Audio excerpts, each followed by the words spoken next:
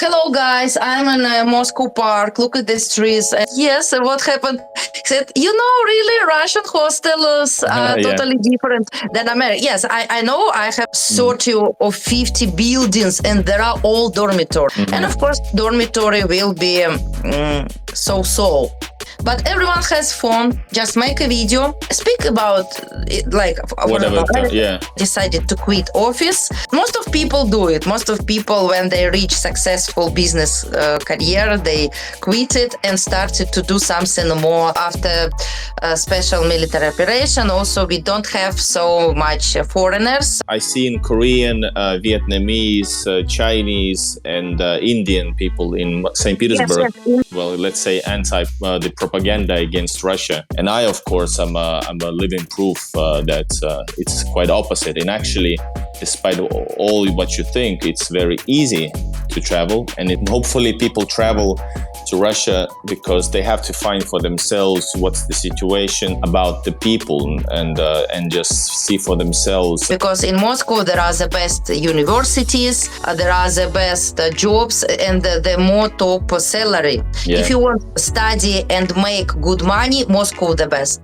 Russian language, quick lesson. Why actually we learn Russian and languages? Not only learn how to say hi, привет. You learn the mentality, culture and mentality of this culture. And that's why it happens problem with relationships. Man, like American man or Western country man, doesn't understand Russian woman because he speak by facts, but we Russian girls, we want that you speak by heart. Very emotional. С днем рождения! And they will say happy birthday. Like men has to be a man. In Russia, and women has to be a woman, if you know what I mean. Genders totally different. Language is the key to understanding the culture. Certified Russian language teacher will teach me Russian. To say hello, and I will teach if you want greetings. We say hi in 3 ways. I will give different punishment. Yeah. Because Russian man must know what he shouldn't do. But if the foreigner does something, I will... This is the first step into a Russian culture, and this will help a lot. All right, guys, what's up? This is Igor in Russia, and today, once again, I have an awesome guest on my channel. We're going to be discussing with Anna Global Travel and about her, and maybe learn some Russian. Yes, you heard me right. We are having Anna as a guest. Welcome, Anna. Hello, Igor. Hello. Thank you for inviting me. Hello. And How are you? And we are calling.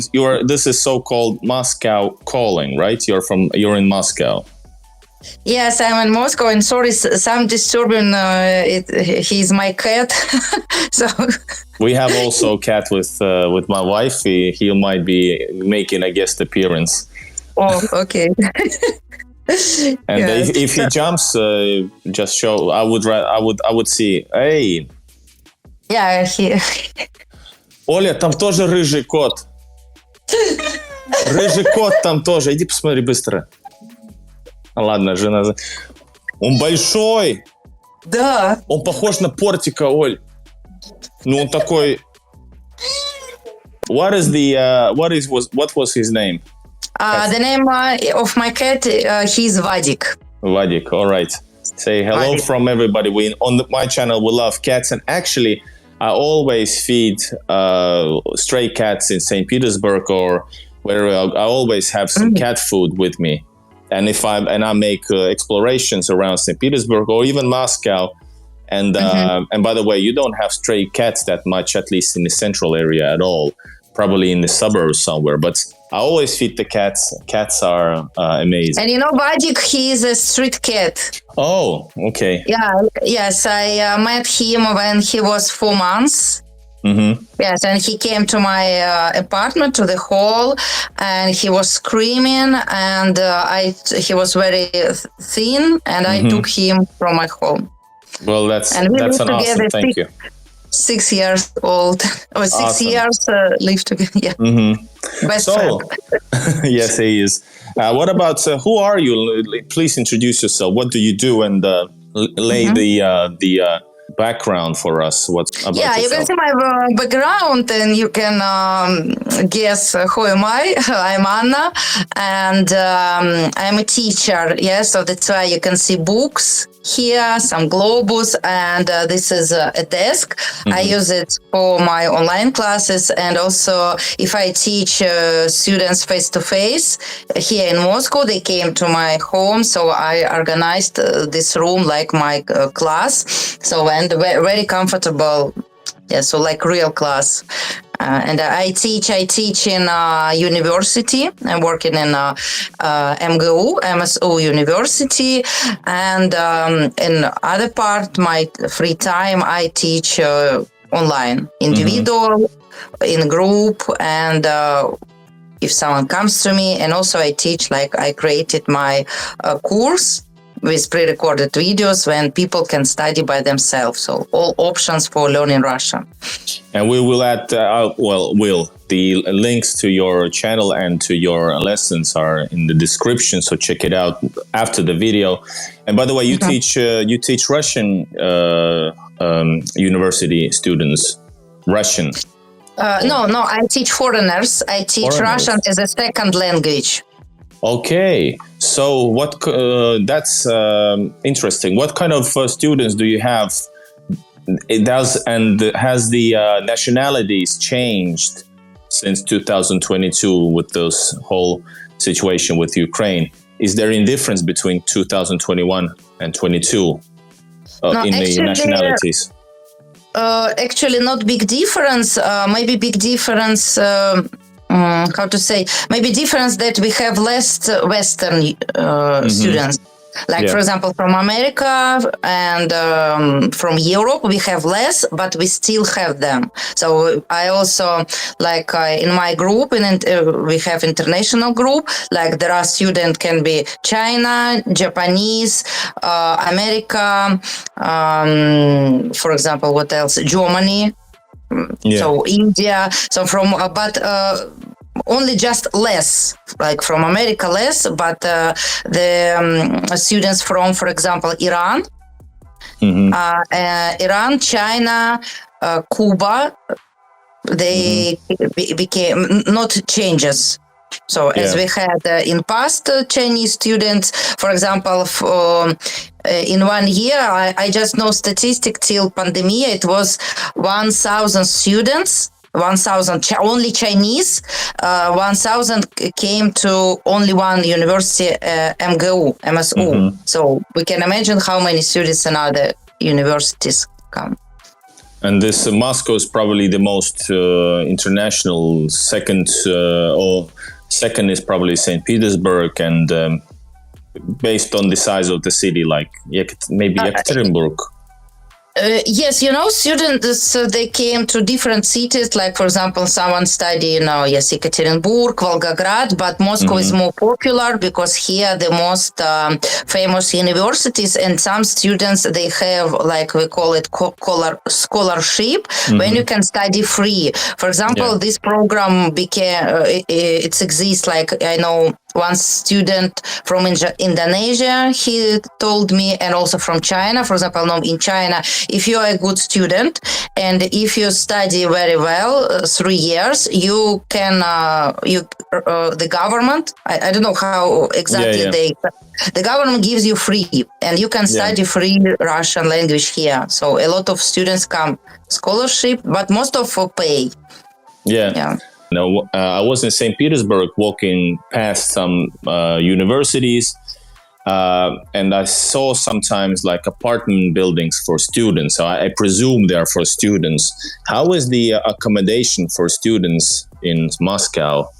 Is it like, how do they live? What's the life, level of life? Not level of life. Lifestyle. Yeah, kind of.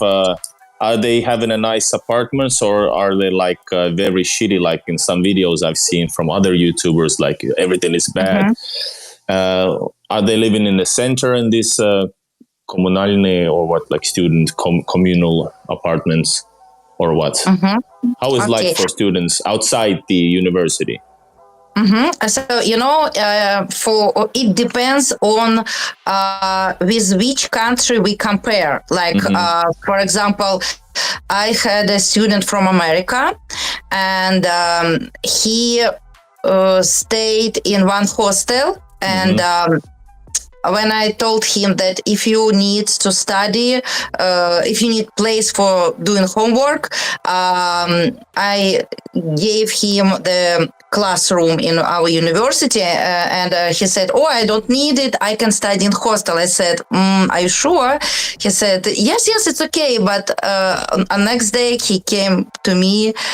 He visited hostel, and he said, "Anna, you said I can stay in class." I said, "Yes." What happened? He said, really Russian hostels are totally different than America. Yes, I know. I have never been in America, but I saw some movies, and I know how totally different Russian hostels and dormitory with Americans. Yeah, so that's why, of course, the level is less, but I can't say that all dormitory has a low level. It depends on what kind of university do you study. For example, everyone knows Rudean University, and I visited a dormitory. In Russian language we say общежитие, so they are totally different. We have hostel and we have dormitory. If you want to study in dormitory, you need to get it from university. Like for example, Rudean.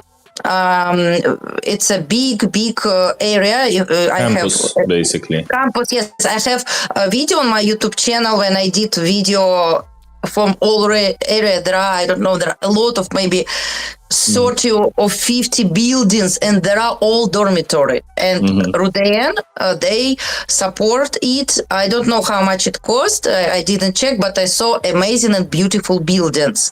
And inside they're good. So it depends what kind of university. And also I saw dormitory from other universities, which is the level of university is less. And of course, dormitory will be so. Not so beautiful like I see in American movies, for example. And many Westerners probably can afford an own apartment if they can get one in Moscow from like on the edge. I would imagine. Yeah. Yes, and it depends on how much cost. For example, also depends who is coming here. If people from West countries, they have money. So if people come from high, if I can say high level of economic countries, yes, they have money. If for them it will be not expensive, but people who comes from other countries which is not with so good economic, and some students come from poor families, and of course they can't afford apartments. And then they will stay in a hostel or dormitory. For example, price is like you can stay apartment in Moscow cost 30,000 rubles. You can say how much it's in dollars. 30,000 is around 300. Yeah, for someone 300, it's okay. For someone it's a big money. If you stay in hostel, you will pay 10,000 rubles per month. Yeah. So and some students, I can ask, I can tell you how they live. And some students decide when they came first time. Of course, they don't know someone here. They stay in dormitory or they stay in hostel. But some people they find friends and they rent together. You can share apartment. There can be 2-3 people. For example, 3 friends. It's okay to pay 30,000. Yeah. So it's the same. Yeah. Awesome. And probably the best thing is outside the dormitory is the city life. And I think in Russia in general, the best things is the Russian world. That's what I called it. Basically, Russian life in the cities, the Russian people, the culture. That's the best. Of course, education is important, but probably the best experiences are in the city, like meeting new people, different cultures, of course. But since you're learning Russian in the university, get as much as you can from the people outside in the normal life, and that's the the magic, I think, the best experiences. So they're like 5 years, or is it like a 1 year? I'm going to continue with a different topic about you, but one more question. How long do they study Russian in your group, in your university? So we have, we call it in Russian language подфак or подготовительный факультет, means that preparation faculty. Yes, so means that it's 1 year. So what does it mean? You came first time, you have 0 level. You know nothing. For example, you also don't know the alphabet. And from 0 level, you start to study normally in Russia. Studying year starts in September. When I say 1 year, I mean from September. Academic year. Yes, I mean academic year. It starts from September till June. Academic year. And during this year, people reach B1 level. Yes, so we can say, like, for example, the native speakers, we have C2. For example, I'm Russian, I'm C2. So we have A1, A2, B1, B2, C1, C2. So for studying in Russian university, you don't need to be like native speakers. You don't need C1, no. You need just B1. So it's 3rd level. And if you want to study in university, you study from this подфак, you study 1 year. And if you pass exam successfully, you get B1 level, and university will give you certificate, and it will be writing percent. So it will write in 100% or 40%. And with this certificate, you can pass exams. If you don't have the certificate, Russian-speaking universities can't give you admission, and you will, and because it's impossible if you don't know Russian well, how you will study in Russian. Yeah, exactly. So how is your career, YouTube career versus teaching career? How did this happen? Why did you start YouTube? I believe I would guess you would first and foremost you are a teacher, and then you decided no opposite. First I was yes first I started my YouTube channel 6 years ago. Was 5 or 6 around this. And how I started, like I till now, not till being a teacher, I'm teaching last 3 years. So until this time, I was working in office. So I was businesswoman. I was. That's a huge change. Shift. I was a top manager in one of the toppest Russian companies. I was a project manager, and who can imagine? So I did, like for example, I built a factory. So my project was to build the steel radiators factory. Steel radiator. Да, стальные радиаторы, steel radiator. Yeah. Yeah, so and you had enough at one point, and you said, "I'm going on YouTube." More or less. And I had, I was working in the office, and I knew English. My level was like intermediate level, and my boss, he said that he needs interpreter. So it was like for my next level of career, so to travel abroad. And of course I was happy because it's interesting not only work in Russia but have international experience, but for this I have to know English well, right? Because how can I be interpreter? How can I translate? It was business meetings, like our boys, like technical specialists from our, and for example, we travel to Turkey, and there are 10 boys from Russia, 10 boys from Turkey. No one speak Russian. No, I mean from Turkey. And you in between. Yeah, I was in between, and I was need to learn more vocabulary, and what I did, how my life totally changed. I bought English course. I will do vlog about it, how I reach my level of English, because those people surprised, why you speak so good English. And during studying English, what happened? I joined one international group, and there were 300 people from all the world: India, Pakistan, Spain, Germany, America, all people. Oh, not America. Sorry, not America, because American people don't need English. They started to ask me, because I was only one Russian in this group, and they started to ask me a lot of questions about Russia.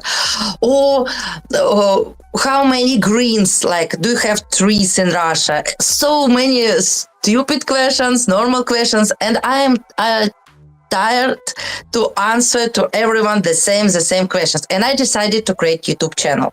Mm-hmm. This is the history of YouTube. Yes, and I started to do vlog just for, I started my YouTube only for improving my English, because it was one homework. It's also the secret also for you, because also we speak about studying. If you want to study Russian or any language, the best way for practice is make video. Because not everyone have a partner for speaking, right? But everyone has phone. Just make a video. Speak about it, like whatever. You can choose the theme and. Like I said, hello guys, I'm in Moscow Park, look at these trees and so on. And I sent this video. And I started to share this video on YouTube, and I started to teach people Russian. And maybe after 1 year, I decided, after YouTube, to change my career. I decided to quit office, to quit business, because I started to feel that most of people do it. Most of people, when they reach successful business career, they quit it and started to do something more. For me, it's like more artistic, maybe. Yeah, and maybe if I can say spiritual. For me, teaching.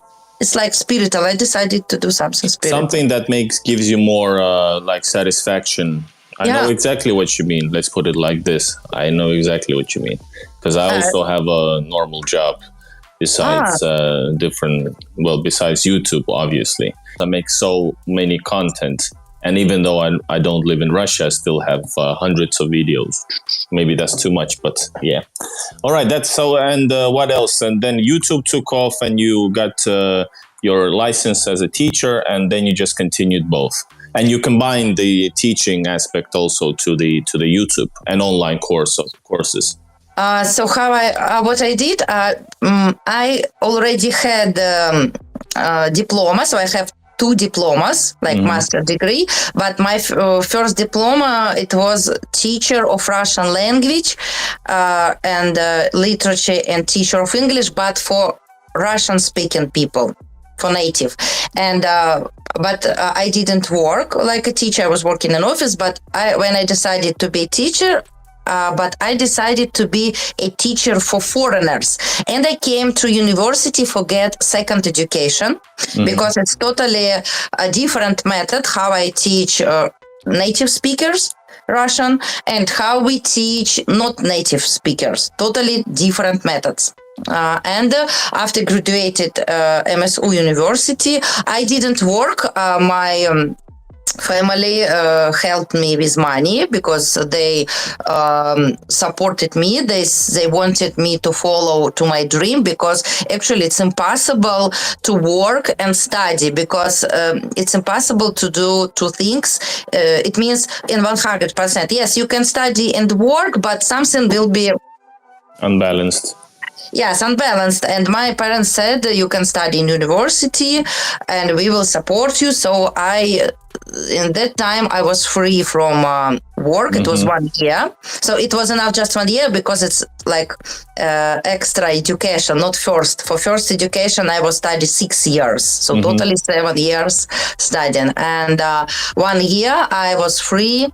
I was only studying in university, and I did vlogs and and started practice. It was my first students. Just some small, simple classes. Yeah. And YouTube is an excellent platform to advertise yourself and your all like services, for example, education, teaching, and stuff. Yes, and I forget to say that. No, I forget because now it's not working. I forget to say about my travel business. I also have. Another business. That's why Anna Global Travel, because when I was teaching, I was working like a tour guide. Mm-hmm. But of course, it was till pandemic. Yeah. After pandemic, all comes down, and also after special military operation, also we don't have so much foreigners. So that's why I'm not doing too much focus on traveling. I still do it, but not much. But till pandemia, I had a lot of tourists. Also, how it happened? One Indian guy, Mitlesh Backpacker, he saw me on YouTube. At that time, I had just 1,000 subscribers. Mm-hmm. And he said that he needs someone from Russia who can show him around. And he asked me about collaboration. Who is he? He's like a known Indian YouTuber, or? Yes, he is Indian YouTuber. Now he has 1 million subscribers. Oh, nice. Yes. So you met with him? Yes, I met with him, and in that time he had 300,000 subscribers. And thanks to you, he got 1 million. Maybe. Yes, and when I didn't want to be a tour guide. I didn't speak about it. I just wanted to show him Moscow, and I did it very well because I was very friendly, happy. I also showed him Russian hospitality. We came to Russian-Ukrainian restaurant. We call it Karchma. And I showed him Russian food, and other people saw this video. And they said, "Oh, you treat this guy. I won't be like him. Can you guide me?" Yeah. I said, "Okay." And I started to learn guiding. So I started to read more about Moscow, about St. Petersburg. Why St. Petersburg? Because St. Petersburg is close to Moscow. And I started to guide people, Moscow, St. Petersburg. I didn't expect it. So people asked me to be a tour guide. And I did 2 jobs, teaching and guiding, because this is really close. I understand. Yeah, it's sort of one way, sure. And of course, there's always this performance. It's a show, basically, even though you're just being yourself, but still you're representing. And I was very happy till pandemic, and I was so upset. Oh my God, when pandemic happened and no one comes to Russia, and I lost so many tourists. All tourist business lost clients. Mm-hmm. Yeah, it's a shame, but I think maybe the Russia will gain in not right. Well, it's basically probably growing already right now, but because I see more and more tourists in Moscow, I saw a lot of tourists. I was in Moscow in July for 6 days, and I filmed almost 100 videos from inside of it. I loved it, but St. Petersburg is better, in my opinion. How about St. Petersburg? Because I was in St. Petersburg 1 month ago in August, and I see 0 foreigners. Yeah, and I saw more in Moscow, but especially I see in Korean, Vietnamese, Chinese, and Indian people in St. Petersburg. Yes, Indian people, yes. Yes, but in Moscow I saw a lot of Arabic people, like very quite a lot. Especially on the main streets, I saw them you can see. But otherwise, I think it's the same thing as during the pandemic. The internal tourism is growing, like in every country during pandemic. But I think now it's been, of course, very much influenced because of the situation. So there's even more tourists in the cities, which are popular anyways among Russian tourists, internal tourists. St. Petersburg, Moscow, the Sapsan trains and airplanes are full. Like you cannot get tickets to Moscow in a few days beforehand. They're all sold out. So I think but yeah, not many. Of course, there's not many tourists. It's understandable because of this whole situation. It's not easy. I make videos also for people how to travel, because when I travel basically as a foreigner, but in many ways I come home. I arrive home, but technically I'm tourist. So I have a lot of information about the border control, passport control, visa procedures, and of course the tickets. So I know, especially from Helsinki, how to travel, because I know all the fares, how the prices and the timetables and possible problems for foreigners. And of course the other way is through Serbia or Istanbul, but there's only few choices how to travel to Russia right now, so it's very limited. So of course it's gonna go down. Plus the let's say the propaganda against Russia. People say, in the media, people will say that very often I hear in the media, or when somebody talks about it, like normal people, if they say like, yeah, right now it's impossible to travel. Like, wait a minute, why? But that's because media has said that right now it's impossible, or the Foreign Affairs Ministry says do not travel. So all of these combined, people don't even have a clue, especially when they don't find out for themselves. They think there's no way they can get to Russia, and as a foreigner. And I, of course, I'm a living proof that it's quite opposite. And actually, despite all what you think, it's very easy to travel. And it's actually now there's a free e-visa for almost 50 different nationalities. Free visa for foreigners to Russia.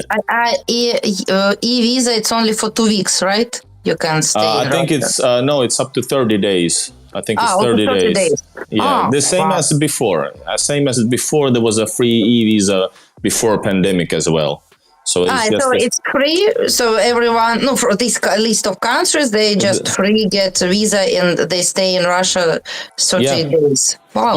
Yeah. But free. There's this administrative fee of 40 euros, but basically it's a free.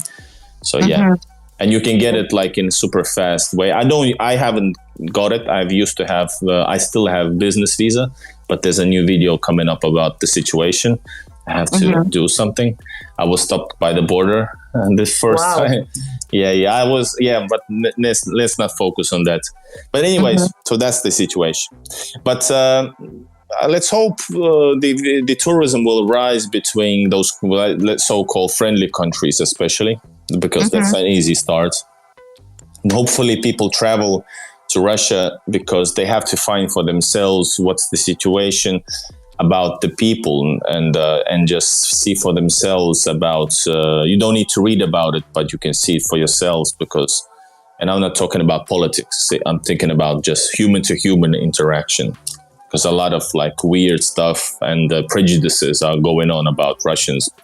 And when you go out there, the normal people taking care of their families, and not everything is politics for everybody. Yeah, right. How about you live in Moscow? A few words about Moscow. What's the best city in Russia to live, and what it's like to live in Moscow? So we in Russia say that we have Moscow and Russia.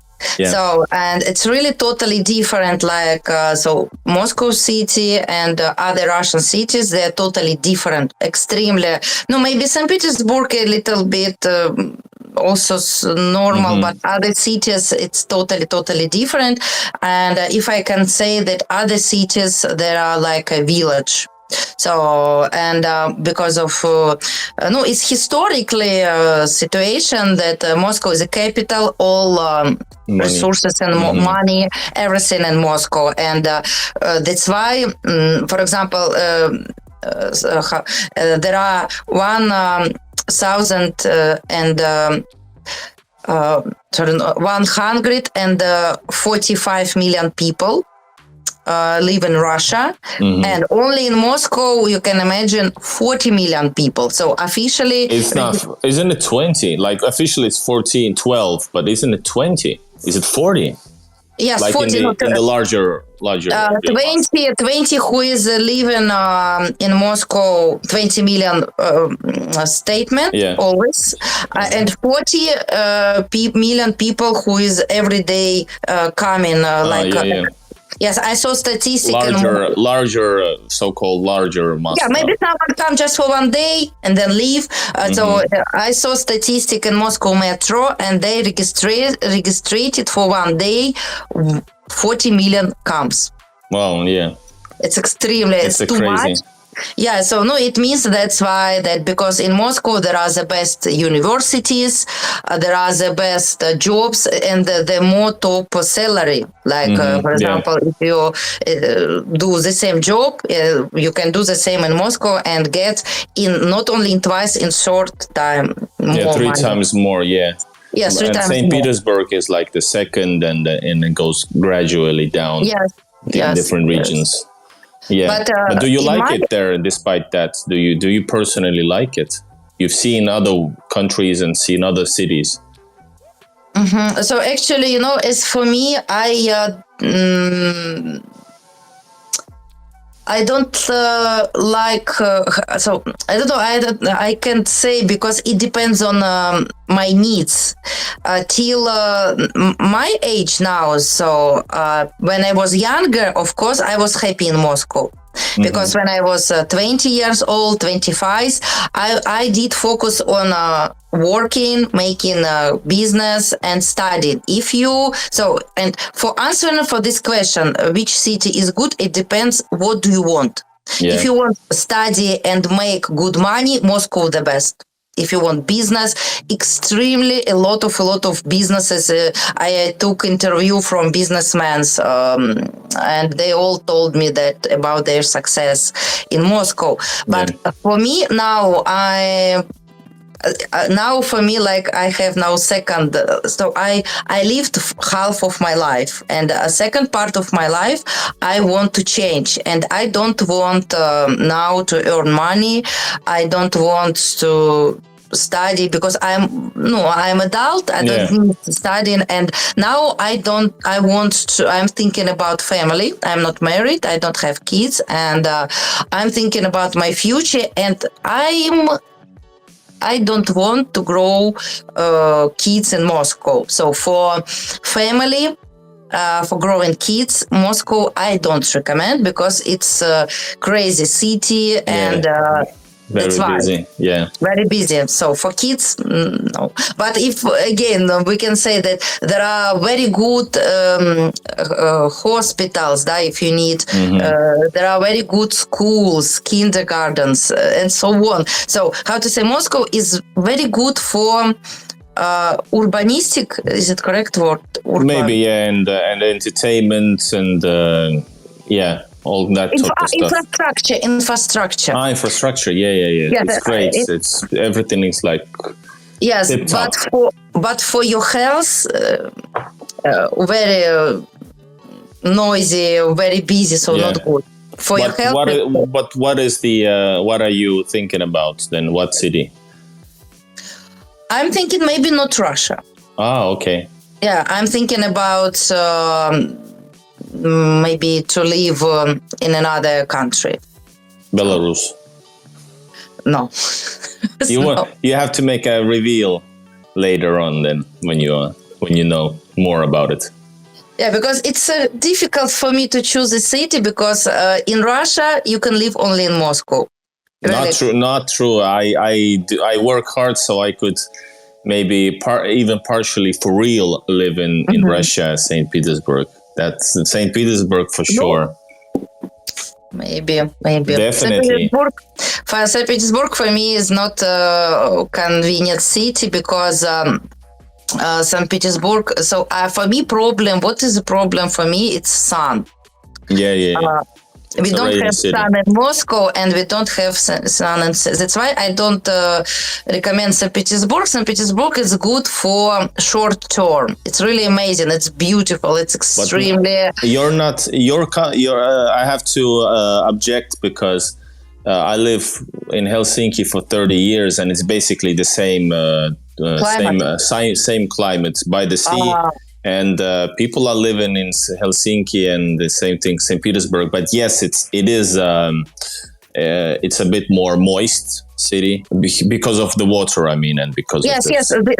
This what I don't like. For me, maybe for someone will be good because St. Petersburg, it's a city on the river, so it was established on the sea. It wasn't by the river, yeah.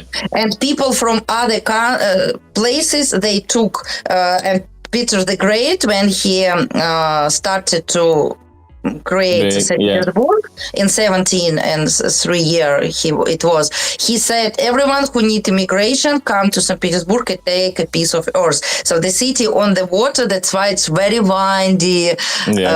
For me, very cold. I want to live in a place when there are a lot of sun. Yeah. So I need. You're a different kind of person. Yeah.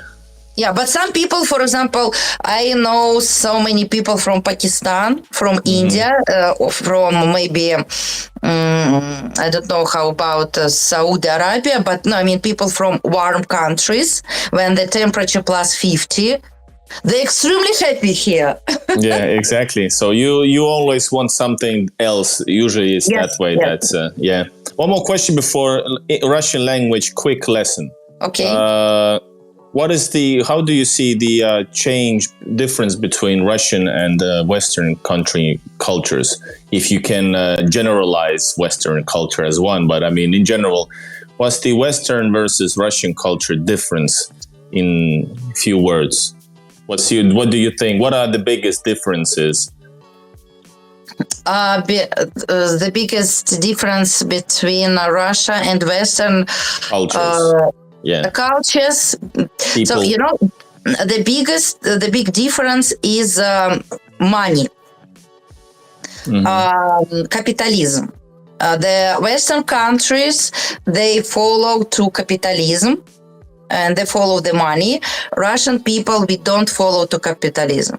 For example, when people meet in Western countries, they analyze, they look at other like we are partners. I give you this, you give me this. It's a business. So, and relationships and business, everything oriented for the business, everything oriented for consumerism.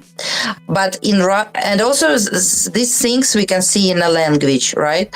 For example, very interesting. If we compare English and Russian language, why actually we learn Russian and languages? When you learn language, you not only learn how to say hi, привет, oh, thank you, спасибо. No, you learn the mentality, culture, mentality of this culture. For example, let's say English.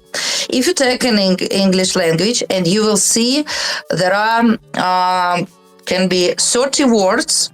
I can say you all because I'm not an English expert. I can tell you all words, but I know there are 30 words in English language when can describe the money transaction. No, because this culture on money oriented, business, financial. In Russia, only one, for example. But if we take the color, like for example, the color brown. How many words in English can describe brown? Only one. In Russian language, it could be like brown will be коричневый, will be so more words. If we speak about, for example, if I have my head, волосы, hair, and brown, but коричневый. I can say коричневый only if I speak about something like, I have chest. This is коричневый. If I have speak about subjects. If I speak about my hair, I will not say коричневый. I must say in other words, it will be каштановый. Yeah, if we speak about horse, and also like my cat, in English we say red, but in Russian it's not red, because red is this one, красный. Yeah, it's рыжий. Красный. But my cat, I will say рыжий. Yeah. And same thing about emotions. Russian language is very diverse and deep in emotions. and comparing to other maybe Scandinavian countries, maybe, which are limited in that ways, maybe. So that's the way. So yeah, interesting. So in Russian language we have, so this is the main, so we do focus for describing subjects, colors, and also what is the second difference between Russian culture and language and Western emotions. Russian people, we are very, very, very, very emotional. Also, and also I have I want to start to read the book, and in this book really it's for Russian people who is speaking with English speaking people, and it's describing how to describe the word, for example, Russian word we have when we want to say sadness. It's impossible to translate in English, like the word like грусть, печаль, трагедия, and one more. So in English we can't. Some words are not. You cannot untranslatable. So Russian people more emotional. And that's why it happens problem with relationships. I also am going to do vlog about relationships. That's why some are problems, because men, like American men or Western country men, doesn't understand Russian woman, because Russian can't. He speak by facts, but we Russian girls, we want that you speak by heart, not only by facts. And maybe this guy, he loves her a lot of times. Like, for example, let's say, happy birthday. I also can compare, because I also have friends in Italy, and I also used to live in Italy a long time. And for example, imagine birthday in America. What people say? Happy birthday. In Italy, what people say? Auguri. In Russia, с днем рождения, and they will say happy birthday, you are the best person, I wish you this. I wish you to your wife this, I wish to these kids successful business, good money. In Russia it will be very rude if you write to Russian person just happy birthday. You must to write. So I know emotions. I think this is the main difference. And that's the and same thing. By interesting about this, that many want like a Russian wife, etc., from the West, maybe, but not understanding that it's a whole different ball game, so to speak. The Russian people, but then again, Russian women are. You have to understand the culture. It's not about just talking about stuff. You have to understand the culture and the way, like. How the genders are different, like men has to be a man in Russia, and women has to be a woman, if you know what I mean. Genders totally different. But you said something interesting. If you could teach me some basic, I speak Russian, but I will play as if I don't. Well, and but yes, I have actually. I lived all my life abroad. Not abroad, not in Russia. I actually wasn't born in Russia, but my native language is Russian. But it's very, very, not very, but it has a strong accent. I have limited words, but it's getting better and better because I have Russian wife that I use Russian language all the time. So it's still, I have limited words. But anyway, interesting would be for this video if you could teach me some Russian. And that's actually, by the way, very important thing, because when people say that there's political problems and maybe between cultures problems, usually it's the problem when two sides don't understand each other. And you said already that's the language is the key to understanding the culture. So we will make the first step on this video of a global travel will teach me. The certified Russian language teacher will teach me Russian. What would you teach a foreigner coming to Russia if you had only just a few minutes, like let's say what would be a couple of things that you would teach a foreigner coming to Russia? It's not a language, just a short. I will teach, and also I start my classes from greetings, because it's first. I mean, if you're 0 level, and of course, first what you need it's greetings, because we use greetings everywhere when you come to Russia, and you must say also like we know greetings like in. Like I can say Guten Morgen, Buongiorno, in all kind of languages. We, in India, Namaste, to say hello, and I will teach if you want greetings. Yeah, but there's a differences, right? So what's the difference saying hello to in official capacity or to your friend, for example? Yes. So first, what you need to know that how we say hi. We say hi in 3 ways. First way, it's very easy. We start from this. You will say привет. Привет. Привет. Привет. Very easy, but you can say it only for your friends. Yes. Привет. It will be a situation, some informal. Also, we say to kids, of course, привет. But for other situations, never say привет. Like in Western culture, at the border okay control. In Western country, it's okay to say hi. No. In Russia, no. We like very old style. Traditional. And, very traditional, yes. And it's better to not say привет, and say second and third option. Second option, I recommend to my students, because it's more easy pronounce that last option. I will tell you last option. Second option, you need to say good afternoon. It's easy to pronounce. You just say the word добрый день. Добрый means like good, день, day. And I suggest you to learn 2 words. You can learn привет for your friends and добрый день.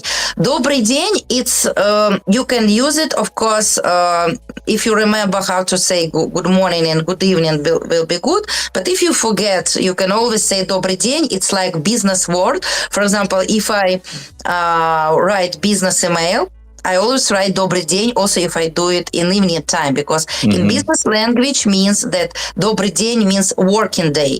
Because also if I write the person in night... I didn't know that, yeah.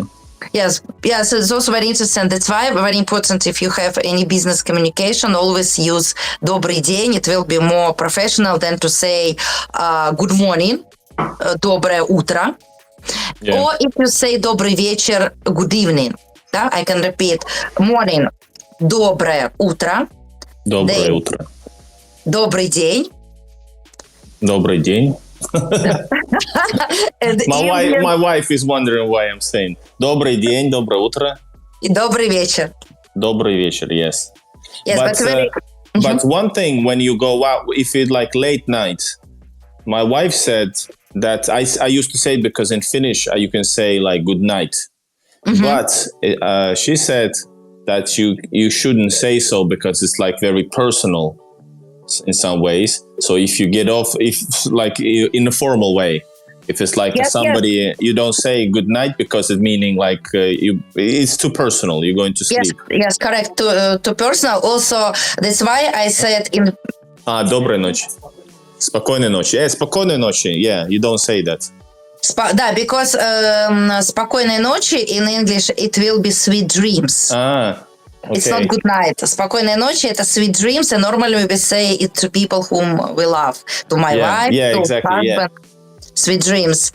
And that's why I said добрый день, because actually also morning and evening, it's also personal, but normally morning we meet with our family, and evenings we spend with our family, and day we spend in business. That's why it's more professional to say добрый день.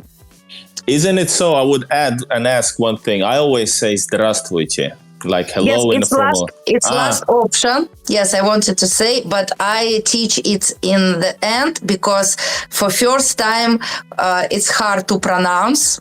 Здравствуйте. Да, вот this sounds здравствуйте, hard. Yeah. It's like, it's in Russian взрывной. It's like a mouthful, yes.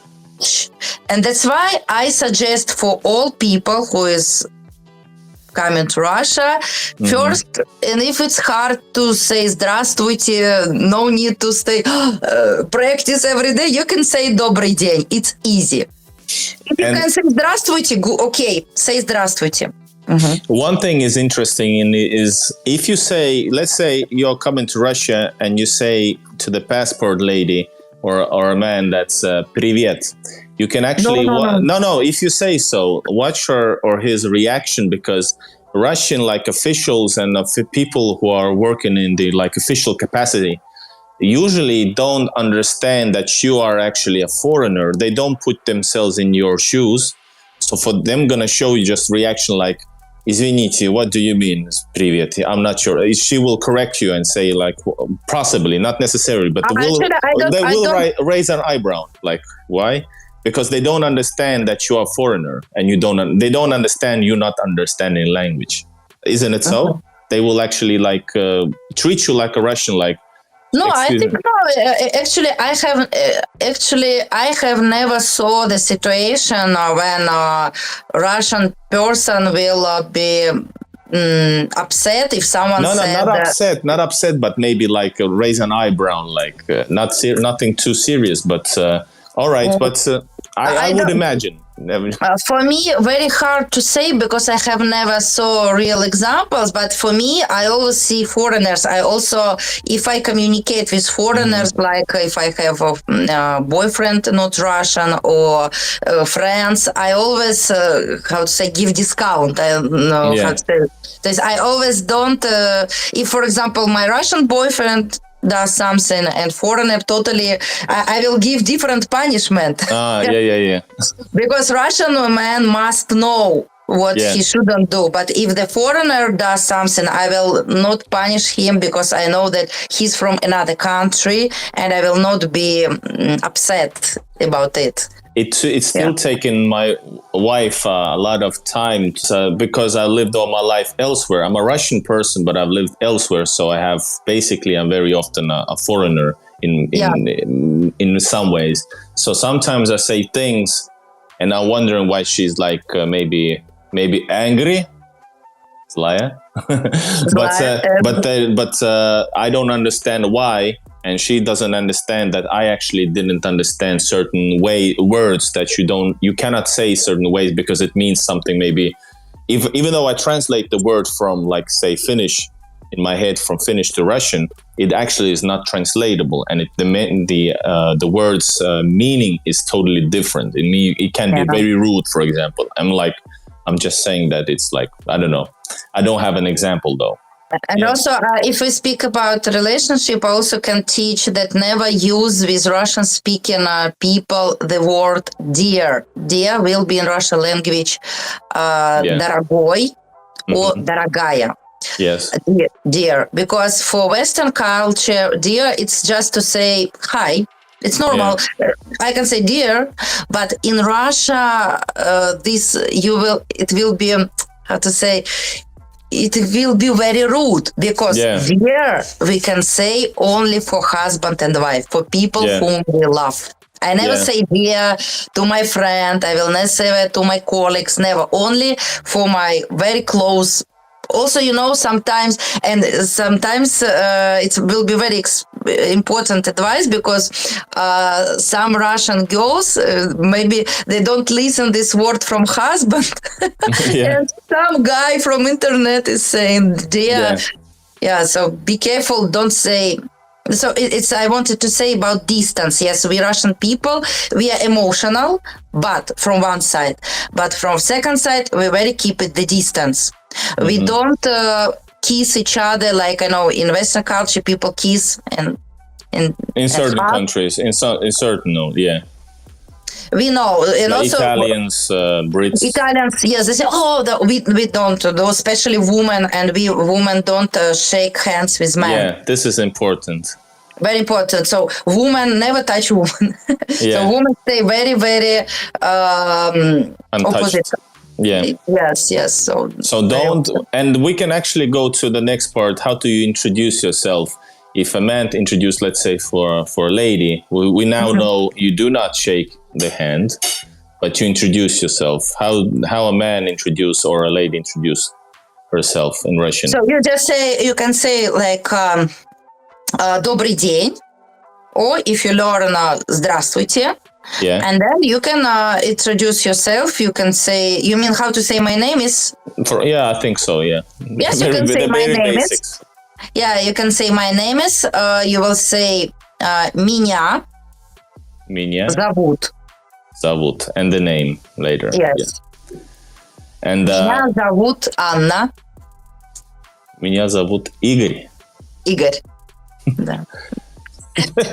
It's so it's weird to say when you know Russian, but still it's important. Меня зовут Игорь, and then I ask the other person как or а вас, and it's always on the you form, which is like the formal. How about you? Yes, а вас. You can say that. Меня зовут Анна, а вас.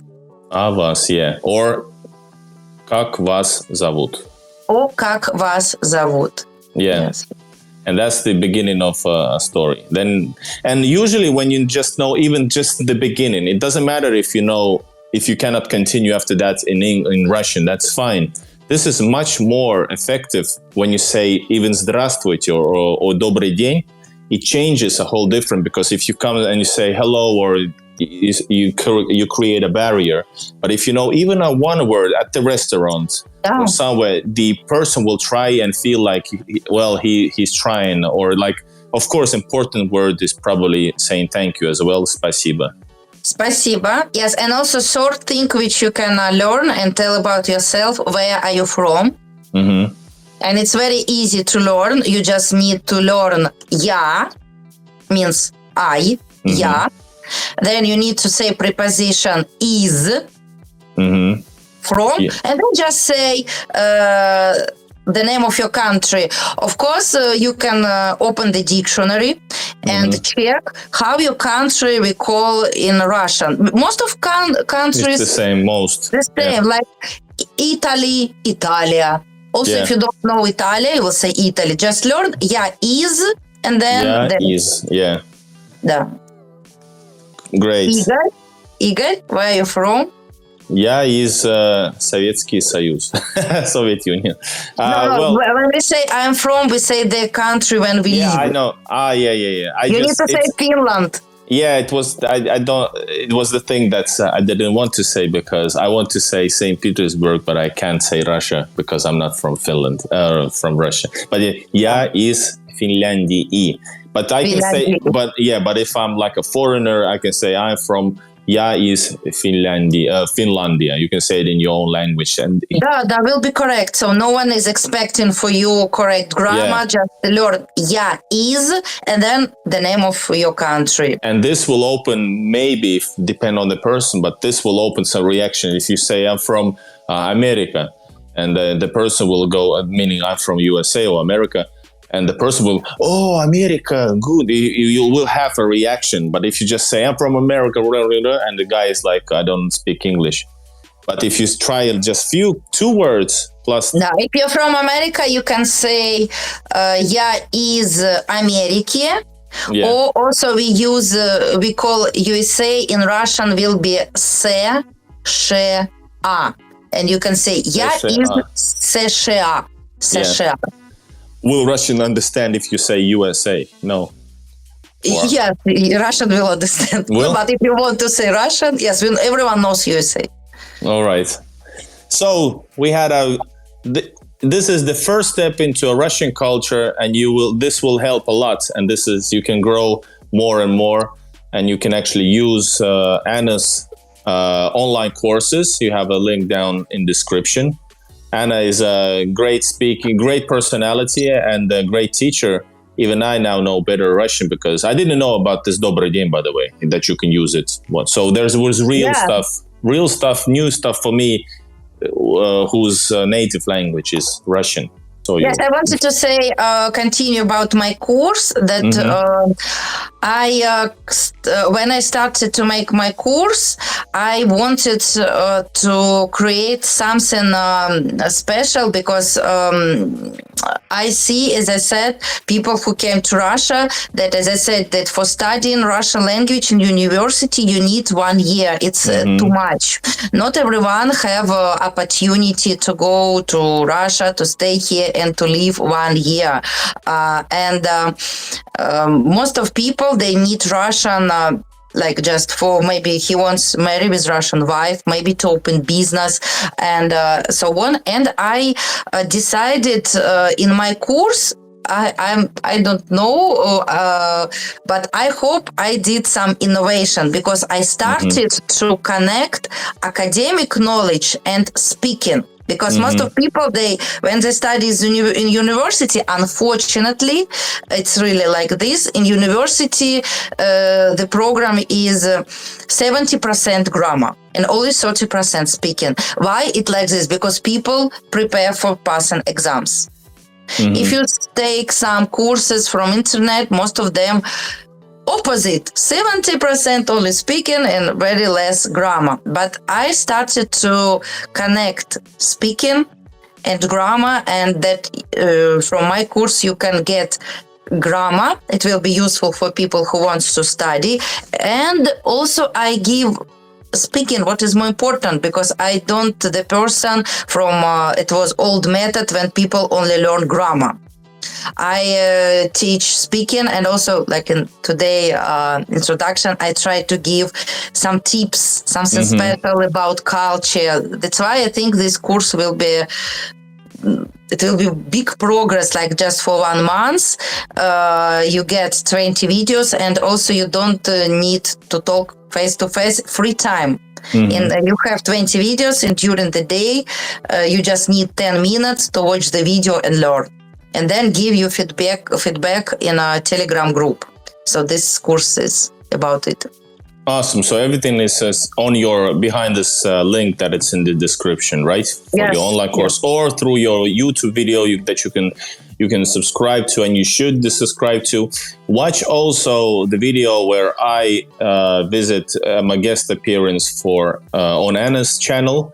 I don't know what stuff we are talking about there, but maybe definitely something new about me, and maybe something new about the Russian culture. Let's see what kind of stuff is in there. So check it out, Anna's channel, and subscribe to this channel as well. Anna, thanks a lot for being such a great guest on the channel. Igorians, the members of Igor in Russia, thank you, and everybody subscribe who watch this. See you on YouTube world and in Russia. Yeah, so Bye-bye. guys, thank you for watching. You can write in comments all your questions, so I will check and I can answer, or maybe Igor will answer if he knows. We'll both answer. Yeah, maybe who knows, maybe if we find in the comments some interesting topic, we can make a new collaboration, if it will be very hard touching something. Or maybe do experimental online course language learning with you. Yeah. Me as a test person. Yeah, also if you want, we can do something like this. Yes.